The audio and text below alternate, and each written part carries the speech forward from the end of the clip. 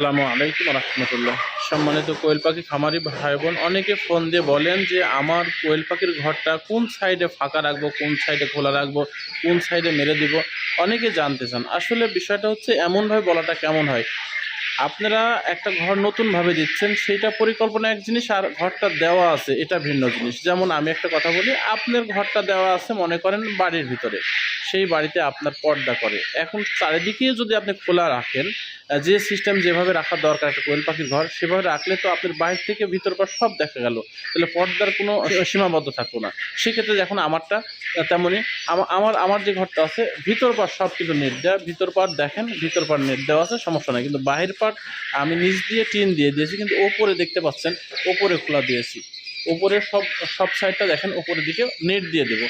আর এই নিচের সাইডে বন্ধ আছে, অর্থাৎ বাহির পাশ থেকে ইচ্ছা করলে কেউ দৃষ্টির ভিতরে দিতে পারবে না। তো এরম ঘর যদি কারো বাড়ির সাথে হয় তাহলে এইভাবে রাখবেন। আর যারা নতুন করে ঘর দিয়ে যাচ্ছেন, যে নতুন করে সিস্টেম করতেছেন, তাদের জন্য বলবো সেটা হচ্ছে আপনারা উত্তর এবং দক্ষিণ সাইডে এরকম খোলা রাখবেন, যাতে উত্তর দিক থেকে বাতাস এবং দক্ষিণ দিক থেকে বাতাস চলা যাওয়া করতে পারে, এবং ভিতরে আসে যদি দক্ষিণ দিক থেকে বাতাস আসে উত্তরের দিক দিয়ে ভিতরে যত গ্যাস আছে আবর্জনা আছে এগুলো বের করে দেবে।